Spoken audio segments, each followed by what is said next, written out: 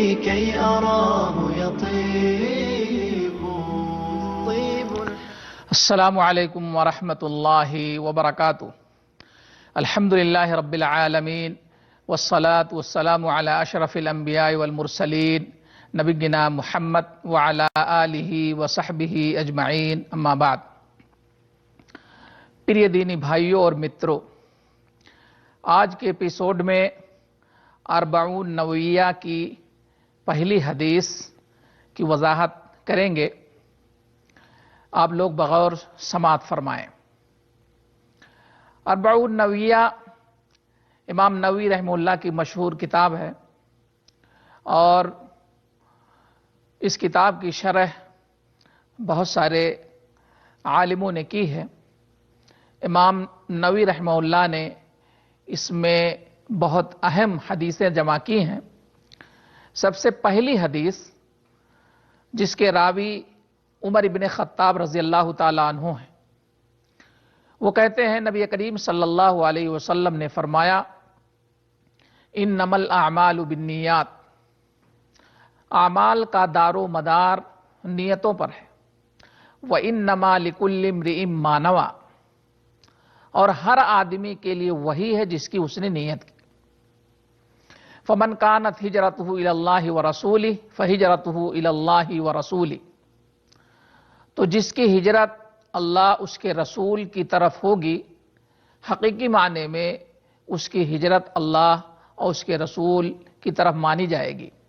ومن كانت ہجرتہ الی دنیا یصیبها او امرأۃ ینکحها فہجرتہ الی ما ہاجر الیہ.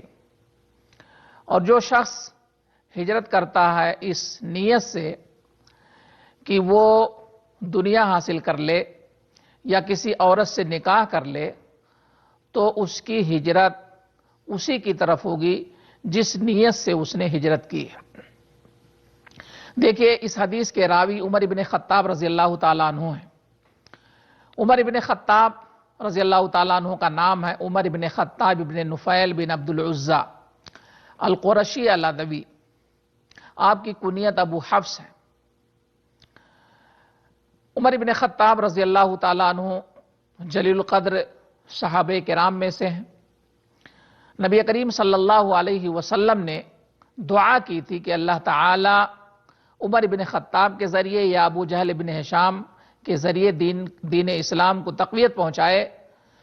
تو عمر ابن خطاب رضی اللہ تعالی عنہ کے متعلق نبی کریم صلی اللہ علیہ وسلم کی دعا قبول ہوئی.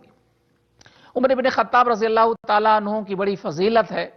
آپ جب دائرے اسلام میں آئے تو اسلام کو بڑی عزت ملی، بڑی قوت ملی، بڑی تقویت ملی، بڑی شکتی ملی اسلام کو. اور نبی کریم صلی اللہ علیہ وسلم کے ساتھ جتنے غزوات ہوئے، جنگیں ہوئیں، یدھ ہوئے، اس میں عمر ابن خطاب رضی اللہ تعالیٰ عنہ نے شرکت کی. اور نبی کریم صلی اللہ علیہ وسلم کی وفات کے بعد پہلے خلیفہ ابو بکر رضی اللہ تعالیٰ عنہ ہیں، اس کے بعد خلیفہ ثانی عمر ابن خطاب رضی اللہ تعالیٰ عنہ ہیں. آپ کی خلافت 10 سال کچھ مہینے تھی، 5 یا 6 مہینے. اور عمر ابن خطاب رضی اللہ تعالیٰ عنہ کو شہید کر دیا گیا. ابو لؤلؤہ مجوسی تھا جس نے عمر ابن خطاب رضی اللہ تعالیٰ عنہ کو شہید کیا. یہ حدیث انما الاعمال بالنیات یہ بہت ہی اہم حدیث ہے اور بہت ہی مشہور حدیث ہے. اکثر علماء کرام اور مصنفین جب کتابیں لکھتے ہیں تو اسی حدیث سے اپنی کتاب کی شروعات کرتے ہیں. امام بخاری رحمہ اللہ اور دیگر مؤلفین اور مصنفین نے اس کا اہتمام کیا ہے تاکہ طلبہ یا پڑھنے والے اپنی نیتوں کی اصلاح کر لیں. امام نووی رحمہ اللہ فرماتے ہیں کہ مسلمانوں کا اس بات پر اتفاق ہے، اس بات پر اجماع ہے کہ یہ حدیث بہت ہی زیادہ اہم ہے اور اس کے فوائد ادھکتر ہیں، اس کے فوائد بہت زیادہ ہیں. امام عراقی رحمہ اللہ فرماتے ہیں کہ یہ حدیث قواعد اسلام میں سے ایک قاعدہ ہے، حتیٰ کہ یہ بھی کہا گیا ہے کہ یہ ثلث علم ہے، 1/3 یا 1/4 ہے۔ اور امام شافعی اور امام احمد ابن حنبل رحمہم اللہ فرماتے ہیں کہ یہ 1/3 اسلام کا 1/3 ہے، ثلث اسلام ہے۔ اور امام احمد رحمہ اللہ سے مروی ہے، وہ کہتے ہیں اسلام کے جو اصول ہیں وہ 3 احادیث کے اوپر ہیں۔ پہلی حدیث ہے انما الاعمال بالنیات، اور دوسری حدیث ہے عائشہ رضی اللہ تعالی عنہا راویہ ہیں، من احدث فی امرنا ھذا ما لیس منہ فہو رد۔ یہ دوسری حدیث ہے۔ اور تیسری حدیث ہے جس کے راوی نعمان ابن بشیر ہیں رضی اللہ تعالیٰ عنہ، الحلال بین والحرام بین، حلال بھی واضح ہے اور حرام بھی واضح ہے۔ یہ جو حدیث ہے، اس حدیث میں کہا گیا ہے انما الاعمال بالنیات، اعمال کا دار و مدار نیتوں پر ہے۔ اب آئیے جانتے ہیں نیت کسے کہتے ہیں۔ نیت کا مطلب ہوتا ہے ارادہ، یعنی دل سے ارادہ کرنے کا نام نیت ہے۔ آدمی جب کسی چیز کو کرنا چاہتا ہے تو دل میں سوچتا ہے، دل میں ارادہ کرتا ہے، اسی کا نام نیت ہے۔ اب حدیث میں جو کہا گیا انما الاعمال بالنیات، اعمال کا دار و مدار نیتوں کے اوپر ہے، اس کا مطلب یہ ہے کہ اگر نیت صحیح ہے تو ہمارے اعمال صحیح ہوں گے، اور اگر ہماری نیت جو ہے صحیح نہیں ہے یا ہم نے نیت ہی نہیں کی ہے تو اعمال کا کوئی اعتبار نہیں ہوگا۔ یاد رہے کہ نیتوں کے ذریعے سے عادت اور عبادت میں بھی فرق کیا جاتا ہے۔ مثال کے طور پر ایک آدمی اپنا چہرہ دھلتا ہے، ہاتھ دھلتا ہے، پاؤں دھلتا ہے، سر پر بھی ہاتھ پھیرتا ہے، لیکن وضو کی نیت وہ نہیں کرتا، تو اس کا وضو نہیں ہوگا، اس لیے کہ اس نے نیت نہیں کی ہے، اس نے ارادہ نہیں کیا ہے۔ اسی طریقے سے نیت کے ذریعے فرض اور نفل کے درمیان فرق کیا جاتا ہے۔ آدمی 2 رکعت پڑھتا ہے، وہ دو رکعت نفل بھی ہو سکتی ہے اور وہ 2 رکعت فرض بھی ہو سکتی ہے، فجر کی فرض۔ تو فرق جو ہے وہ کس سے کیا جاتا ہے؟ وہ نیت سے ہوتا ہے کہ آپ نے کس چیز کی نیت کی ہے، نفل کی نیت کی ہے، سنت موقدہ کی نیت کی ہے یا فرض کی نیت کی ہے۔ تو نیت کے ذریعے سے فرض اور نفل کے درمیان بھی فرق ہوتا ہے۔ آگے فرمایا وَإِنَّمَا لِكُلِّ امْرِئٍ مَّا نَوَىٰ، کہ ہر انسان کے لیے وہی ہے جس کی اس نے نیت کی۔ خیر کی نیت کی ہے تو خیر ملے گا، اور شر کی نیت اگر اس نے کی ہے تو اس کے نامہ اعمال میں شر اور برائی لکھی جائے گی۔ اس کے بعد یہ کہا کہ اگر کوئی شخص ہجرت کا ارادہ کرتا، ہجرت کا مطلب ہے ترک وطن۔ ایک آدمی جس جگہ رہ رہا ہے اس جگہ وہ نہ نماز پڑھ سکتا ہے، نہ روزہ رکھ سکتا ہے، اور نہ وہ کھلا جو ہے شاعر اسلام کا اظہار کر سکتا ہے، تو ایسی صورت میں اس کے لیے ضروری ہے، واجب ہے کہ وہ آدمی کہیں اور اپنا ٹھکانہ بنا لے، کہیں اور اپنا وطن جو ہے بنا لے۔ تو اب اگر کوئی شخص اس نیت سے، اس ارادے سے اپنے وطن کو بدلتا ہے کہ تاکہ وہ اچھی طرح سے شاعر اسلام کے مطابق زندگی بسر کر سکے، تو یقیناً اسے مہاجر کہا جائے گا۔ لیکن ایک آدمی اپنا وطن چھوڑ رہا ہے، اپنے ملک کو چھوڑ کر کے دوسرے ملک میں جا رہا ہے اور وہاں پر بسنا چاہتا ہے، لیکن اس کا ارادہ یہ ہے کہ وہ وہاں جا کر کے پیسے کمائے گا، وہاں جا کر کے وہ شادی کرے گا، تو وہ حقیقی معنی میں مہاجر نہیں ہوگا، اس لیے کہ اس کی نیت ہی صحیح نہیں ہے۔ تو جس چیز کی اس نے نیت کی ہے وہی چیز اسے ملے گی۔ دنیا کے لیے وہ سفر کر رہا ہے تو اسے دنیا ملے گی، اور اگر اجر و ثواب کی نیت سے وہ شاعر اسلام کو اچھی طرح سے ادا کرنے کی غرض سے اگر وہ سفر کر رہا ہے تو حقیقی معنی میں وہ مہاجر کہلائے گا۔ یاد رہے کی نیت کہتے ہیں دل کے ارادے کو. بہت سارے لوگ ایسے ہیں جو زبان سے نیت کرتے ہیں. میرے بھائیوں، زبان سے نیت کرنے کا ثبوت نہیں ہے. کچھ لوگ وضو کریں گے تو کہیں گے نویت ان اتوضا، میں نیت کر رہا ہوں وضو کرنے کی. یا اسی طریقے سے نویت ان اصلی 4 رکعات، میں نیت کرتا ہوں 4 رکعت نماز کی، پیچھے اس امام کے منہ میرا طرف کعبہ شریف کے. نہ جانے کیا کیا چیزیں کہتے ہیں. میرے بھائیوں، یہ چیزیں کہاں سے رائج ہو گئی ہیں اور کس طرح سے یہ ہمارے دین کے اندر یہ داخل ہو گئی ہیں اور جڑ پکڑ چکی ہیں، یہ معلوم نہیں. لوگوں کو جب بتایا جائے کہ یہ چیزیں کتاب و سنت کے اندر نہیں ہیں تو لوگ ماننے کے لیے تیار ہی نہیں ہوتے ہیں. میرے بھائیوں، یاد رہے نبی کریم صلی اللہ علیہ وسلم نے فرمایا من احدث فی امرنا ھذا ما لیس منہ فہو رد. جس نے ہماری لائی ہوئی شریعت میں کوئی نئی چیز ایجاد کی تو وہ مردود ہے. پیارے حبیب جناب محمد الرسول اللہ صلی اللہ علیہ وسلم کی زندگی میں دین اسلام جو ہے یہ مکمل ہو گیا.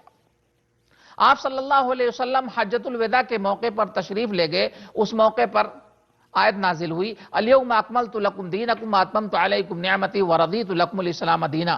آج میں نے تمہارے دین کو مکمل کر دیا، سمپور کر دیا اور اپنی نعمتیں تمہارے اوپر تمام کر دی، تمہارے لیے دین اسلام کو پسند کیا. تو دین اسلام کامل ہے، مکمل ہے. اپنی طرف سے اس میں ہم کمی و زیادتی نہیں کر سکتے ہیں. لہذا میرے بھائیوں، جو ہم زبانی نیت کر رہے ہیں، چاہے وہ نماز ہو، چاہے وہ روزہ ہو، چاہے وضو ہو، چاہے اور کوئی عبادت ہو، ہم اسے ترک کر دیں، صرف اور صرف دل سے نیت کریں. میرے بھائیوں، یہی کافی ہے. اس کے بعد یہ ایک بات اور بتا دیں. بعض لوگ کہتے ہیں کہ اس حدیث کی جو شان ورود ہے، سبب ورود ہے، وہ یہ ہے کہ ایک آدمی تھا، اس نے سفر کیا تھا ایک عورت سے نکاح کرنے کی غرض سے. اس عورت کو ام قیس کہا جاتا تھا. اس بارے میں کچھ روایتیں بھی آئی ہیں. تو اس حساب سے لوگوں نے یہ کہا کہ اس کا سبب ورود ہے کہ ایک آدمی ہجرت کیا تھا ام قیس سے نکاح کرنے کے لیے. اس وجہ سے نبی کریم صلی اللہ علیہ وسلم نے یہ حدیث بیان فرمائی. لیکن میرے بھائیوں، جب ہم تحقیق کرتے ہیں تو پتہ چلتا ہے کہ یہ روایت صحیح نہیں ہے. اور یہ بات صحیح نہیں ہے کہ کسی آدمی نے ام قیس سے نکاح کرنے کی غرض سے ہجرت کی تھی تو نبی کریم صلی اللہ علیہ وسلم نے یہ حدیث بیان فرمائی. یہ حدیث جو ہے عام، کوئی بھی شخص دنیا کے حصول کی غرض سے اگر سفر کرے گا یا نکاح کی غرض سے اگر وہ سفر کرے گا تو وہ اس حدیث کے تحت آئے گا، یعنی وہ حقیقی مہاجر نہیں کہلائے گا. میرے بھائیوں، اس حدیث سے بہت سارے فائدے نکلتے ہیں. اس میں سے ایک فائدہ یہ ہے کہ نیت کی جگہ جو ہے وہ دل ہے. نیت کی جگہ کیا ہے؟ وہ دل ہے. اور لفظی نیت اس کا ثبوت نہیں ہے، یہ بدعت ہے.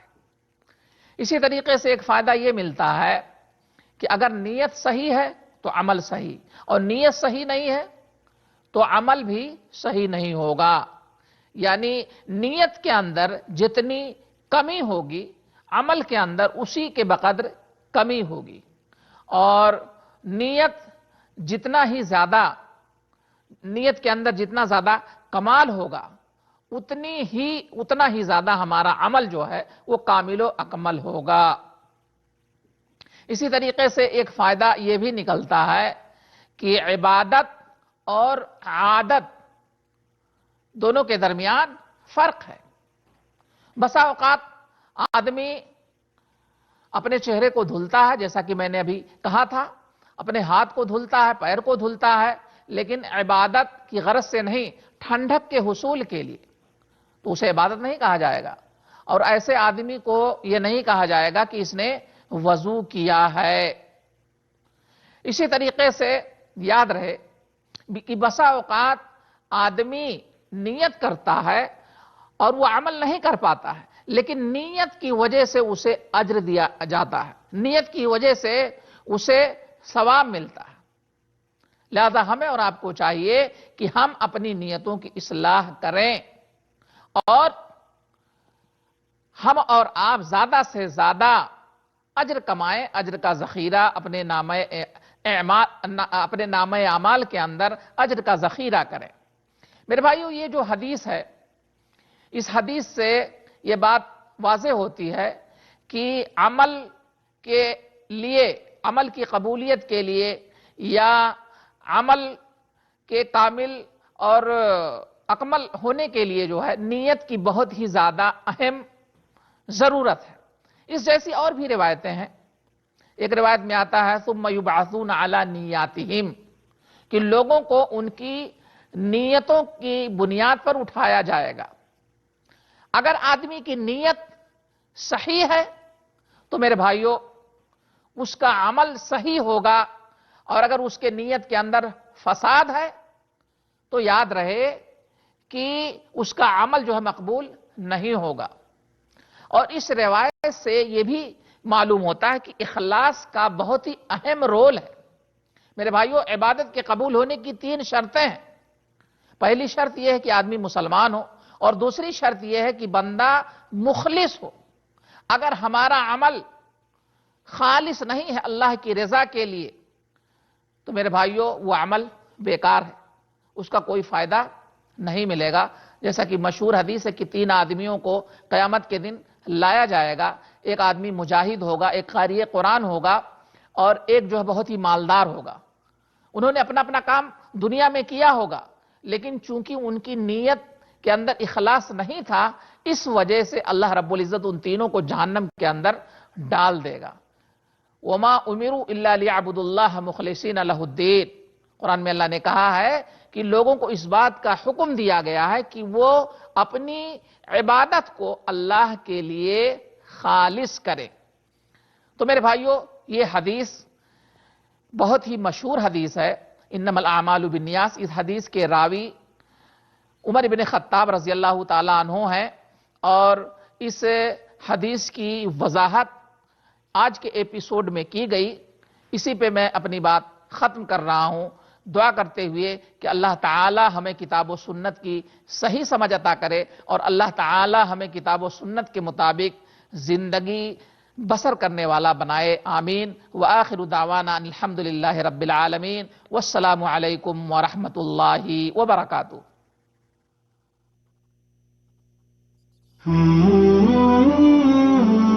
طيب الحياة بحبنا للدعوة لله رب العالمين تطيب، أسعد قلوبا بالهداية والتقى، وانر طريقي كي أراه يطيب. طيب الحياة بحبنا للدعوة لله رب العالمين تطيب، أسعد قلوبا بالهداية والتقى، وانر طريقي كي أراه يطيب، وانر طريقي كي أراه يطيب.